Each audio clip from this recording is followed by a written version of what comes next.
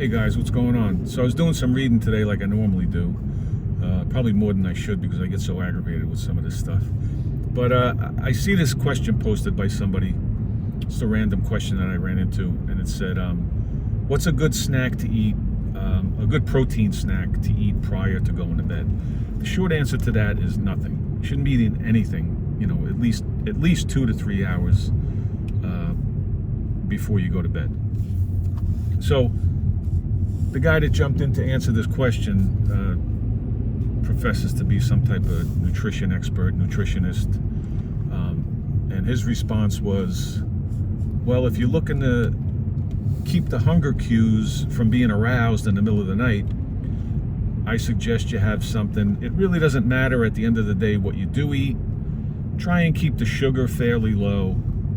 A sandwich could probably suffice, but remember to always eat for enjoyment. I can't really wrap my head around that, the ignorance of that response. So first of all, I don't know if this guy's a licensed, if he's a nutritionist or a dietitian, I don't know.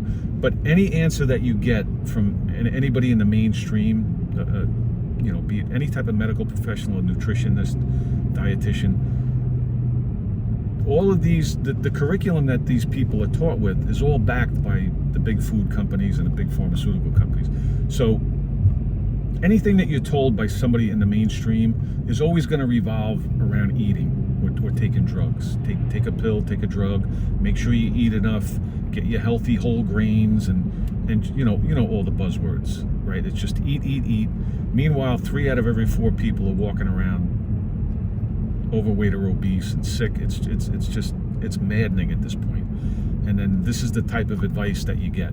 You know, you have an infant and the infant's crying in the middle of the night, and you have to stick the bottle in its mouth.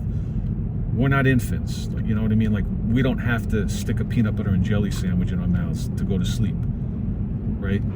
Put your feety pajamas on, shut your phone off, count some sheep, and go to sleep. You'll be fine. You know, reach down right now to your midsection and take your 2 fingers and go like that. If you can grab anything, if there's anything there to grab, I promise you, you're not going to starve in the middle of the night. You won't starve to death. You'll wake up and you'll be fine. And when you wake up, you probably won't even be hungry. All right? So the other thing too is, you know, what people refuse to understand is that every cell, every tissue, every organ, every system in our body is on a clock, on a circadian rhythm.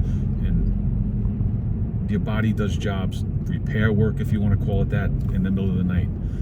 So if you have some dimwit like this guy telling you to eat a sandwich in the middle of the night, you know, and his other advice was try to have something that's slow digesting. You don't want to be digesting food all throughout the night. I mean, it's so ridiculous. I can't fathom that somebody could give advice like that or even make that statement. You know, give your body a rest. We're eating 15 hours a day as it is. The average person has an eating window of 15 hours a day. You don't need a sandwich to go to sleep.